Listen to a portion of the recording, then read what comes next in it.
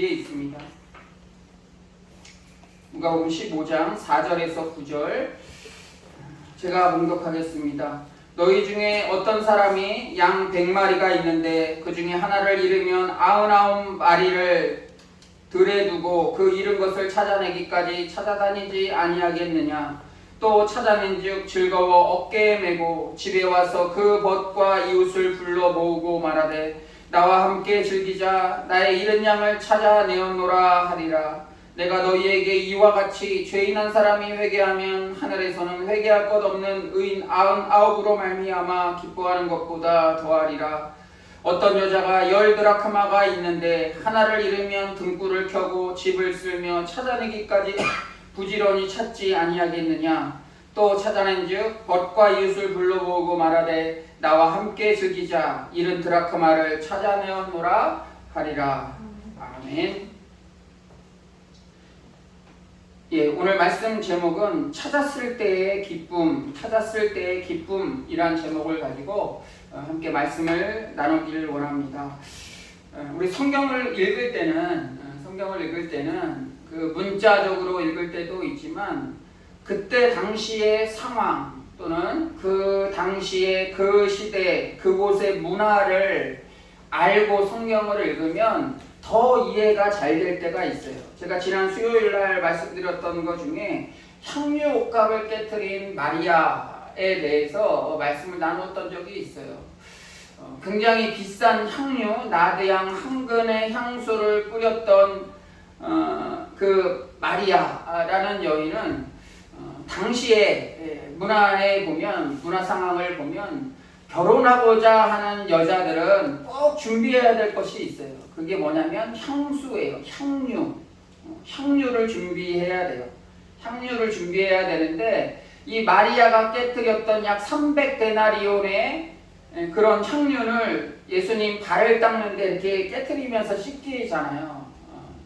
이게 보면 그냥 단순한 비싼 향유를 깨뜨리는 게 아니고 이 여인이 가장 중요하게 생각하는 것, 준비하고 있는 것들을 예수님께 기꺼이 드리는 거예요. 그렇기 때문에 예수님이 기억하신다고 그러는 거예요. 그냥 비싼 거 깨뜨려가지고 제자들처럼 책망하고 왜 이 비싼 걸 깨뜨렸냐 이게 아니고 그 의미를 아셔야 돼요.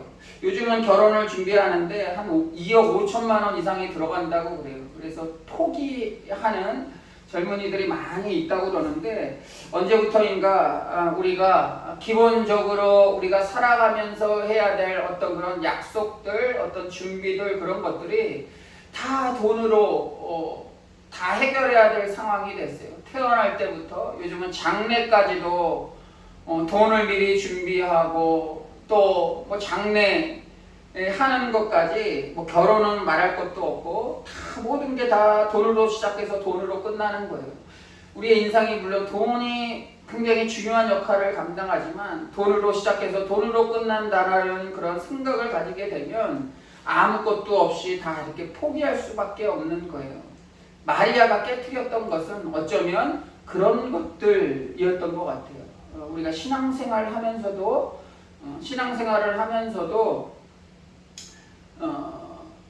이런 여러 가지 경제적인 것, 물질적인 것 때문에 우리의 신앙들을 잠깐 내려놓고 다른 곳을 바라보고 그럴 때가 있다는 거예요. 우선순위가 자주 이렇게 바뀌고 주님보다 더 위에 올려놓는 것들이 그러한 삶으로 살아갈 때가 많이 있다는 것이죠. 그러한 것들을 깨트려야 돼요.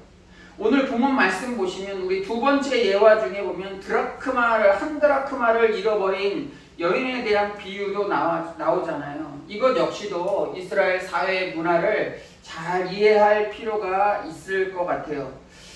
이때 당시에도 유대 사회에서 결혼을 할 때 남자가 여자한테 주는 사랑의 증표가 있어요. 우리나라는 함을 들고 오면서 거기에 뭔가를 이렇게 갖고 오잖아요. 이 유대 사회에도 남자가 여자에게 주는 사랑의 증표가 있는데 그게 뭐냐면 바로 이 10드라크마 이거를 지참금처럼 주는 거예요. 그래서 결혼식 하는 날 이것을 온전히 10드라크마를 가지고 그 사랑의 증표를 확인하는 거예요. 근데 그 사랑을 확인해야 되는데 한 드라크마가 없어진 거예요. 없어지니까 이 여인이 어떻게 했다고 그래요? 9절에 보니까 등불을 켜고 집을 쓸며 찾아내기까지 부지런히 찾았다고 그랬어요. 한 드라크마는 뭐 그렇게 굉장히 그 마리아가 깨뜨린 향유 옥합처럼 그렇게 큰 액수는 아니에요. 그러나 그 의미를 따져볼 때 굉장히 중요한 것이죠. 만약에 결혼식 날 남자가 결혼 반지를 서로 이렇게 언약, 사랑의 언약으로 우리는 이렇게 보통 많이 끼워주잖아요. 그런데 당일날 이 반지가 없어졌다고 생각을 해보세요. 얼마나 깜짝 놀라겠어요. 얼마나 깜짝 놀라겠어요. 뭐 없어지면 새로 사면 되지. 이런 의미가 아니잖아요. 그런 돈이 없어서가 아니고 이 결혼식 날을 위해서 반지와 귀걸이를 준비했어요. 정성껏. 제가 결혼할 때도 좀 과할 정도로, 저한테 과할 정도로 쌍을 준비했어요. 서로 쌍을 준비해서 서로의 언약을 확인해야 되는데 만약에 없어졌다고 생각을 해보세요. 만약 전날 그것을 확인해서 없어졌다고 생각해보세요. 그러면 이것을 찾기 위해서 온 방과 모든 것을 다 찾아 헤매잖아요. 그러다가 찾았을 때는 단순히 이거를 100만 원 주고 샀지, 200만 원 주고 샀지, 그 값어치 이상의 것들이잖아요. 이 여인이 찾아내서 기뻐 했던 것도 바로 그거예요. 이거 얼마 안 되는 거 찾았다고 뭐가 기뻐 하는데 이 여인은 찾았을 때 벗과 이웃을 불러서 나와 함께 즐기자 70드라크마를 찾았노라고 했어요. 잔치를 베풀었다는 거예요. 잔치를 베풀었다는 거예요. 우리 앞에 예화에도 100마리 양 중에 한 마리 잃어버린 양을 찾았을 때도 잔치를 베풀었잖아요. 그 잔치를 베푼 건 뭐예요? 잃어버린 양이잖아요. 이게 뭐냐면 낙심에서 떠난 사람들, 예수님 품을 떠난 사람들을 비유하고 있는 거예요.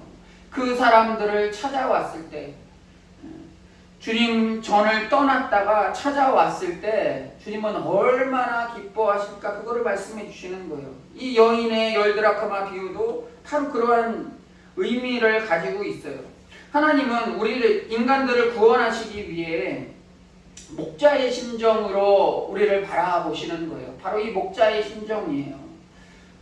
잃어버린 자들, 또 신앙 공동체 안에 잘 있다가 떠난 사람들, 또 세상에 전혀 믿지 않고 있는 그러한 사람들이 다시 돌아오기만을 기다리시는 거예요. 그렇기 때문에 그들의 죄값 때문에, 그들의 죄 때문에 자기의 사랑하는 아들 예수님을 이 땅에 보내주셨잖아요. 보내주셔서 기꺼이 십자가에 못 박혀 죽이기까지 우리를 사랑하셨다고 그랬어요. 잃어버린 것을 찾기 위해서 기꺼이 자기의 가장 사랑스러운 우리 예수님을 이 땅에 보내주신 거죠. 잃어버린 것을 찾는다는 것은 바로 그러한 의미예요. 예수님은 잃어버린 그들을 찾으려 오셨을 때, 오늘 보는 말씀은 비유의 말씀이에요. 한 가지 본문에 넣지 않고 읽었던 말씀, 우리 탕자의 비유, 그 이후의 말씀이 계속 나오는데, 잃어버린 것들을 찾는 게 핵심이에요. 잃어버린 것을 찾았을 때의 그 기쁨, 목자의 기쁨, 여인의 기쁨, 탕자의 내용 중엔 아버지의 기쁨, 탕자가 돌아왔을 때 그 아버지의 기쁨을 얘기하고 있는 거예요. 얼마나 기뻐하실까? 잃은 양을 찾았을 때 이 목자의 심정은 얼마나 기뻐했을까?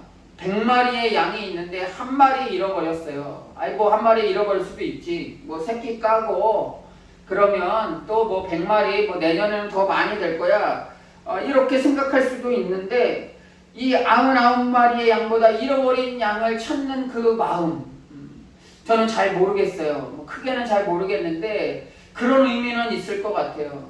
우리가 어떤 동물을 키우거나 어떤 것을 키울 때 단순하게 식물을 키우더라도 얘가 좀 이렇게 마르거나 이렇게 좀 잎사귀들이 이렇게 쪼그라들고 그럴 때 얘가 왜 이럴까? 내가 관리를 좀 잘못해서 그런가? 내가 물을 안 줘서 그런가, 햇빛을 잘 안 쬐서 그런가 이렇게 생각하잖아요. 그것을 가지고 애착 가지고 매일같이 바라보면서 잘 자라고 열매를 맺고 뭐 꽃을 피우고 그럴 때 오히려 그게 잘 자라는 모습을 보면 기뻐요. 좀 쪼그라들고 그러면 왜 그럴까 걱정하는 것처럼 이 목자는 이 100마리의 양, 많은 양이 있지만 한 마리 한 마리를 다 이렇게 정성스럽게 키웠을 것 같아요. 비 오는 날에도, 더운 날에도, 어떤 날에도 이 양들을 키우기 위해서 이 목자는 굉장히 노력했을 거예요. 한 마리 잃어버렸을 때 그냥 버려가 아니고 어디 갔을까, 얘가 어디로 뿌려쳐서 일이나 늑대로부터 해코지를 당하지 않을까 걱정하는 마음이 있는 것처럼, 그러나 오늘 본 말씀은 그보다 더 큰 의미를 담고 있죠. 예수님의 마음을 알아야 된다는 거예요. 예수님의 마음을 알아야 된다는 거예요. 우리 교회가 점점 커져가면서 이 순수한 교회의 역할들을 많이 잃어버린 것 같아요. 교회 공동체 안에 1년을 계획하면서 보면 이런 잃어버린 양을 찾는다든지 복음을 전하며 믿지 않는 사람들에게 전하는 그런 사역에 대해선 굉장히 소외시 된 것 같아요. 처음 교회가 시작할 때는 잃어버린 영혼들을 찾기 위해서 밤을 새도록 기도하며 금식하며 기도하며 이 땅에 교회 공동체들이 세워졌을 텐데 1년 계획 중에 보면 다른 계획들이 많이 이렇게 있는 것들을 바라보게 돼요. 잃어버린 영혼들을 찾는 계획보다는 그냥 우리 공동체 안에 어떻게 하면 좀 행복할까, 어떻게 하면 좀 즐겁게 있을까, 어떻게 하면 친교할 수 있을까, 그런 계획들로 우리가 많이 채워져 있는 우리들의 모습을 발견하게 돼요. 그러나 우리가 목자의 심정을 알려면 바로 이 비유를 통해서 목자의 심정을 이해할 필요가 있어요. 다른 것보다 물론 우리들 안에 친교하고 코이노니아 갖고 하는 거 굉장히 중요하지만 떠난 이들 공동체 안에 함께 사랑을 나누며 주님께 예배하며 나갔던 이들 중에 떠난 이들이 있잖아요. 주님은 그들을 위해서 오늘도 간절히 부르시고 계시는 것이죠. 우리 식구들 중에, 친척들 중에, 우리의 사랑하는 이웃들 중에, 친구들 중에 떠난 이들이 있다면, 또는 전혀 믿지 않고 있는 이들이 있다면 그들을 위해서 기도할 필요가 있는 거예요. 그들을 위해서, 특히 신앙생활하다가 떠난 이들, 그들을 탕자처럼 간절히 떠난 아들을 보낸 그 아버지의 심정으로 우리가 이 목자의 심정으로 다가가자는 거예요. 이 본문의 의미는 그런 의미로 우리가 목자의 심정으로 바라보자는 거예요. 이 드라크마를 잃어버린 드라크마를 찾은 이 여인의 마음 가운데도 마찬가지죠. 10드라크마가 완전체예요. 10드라크마가 사랑의 증표예요. 증표.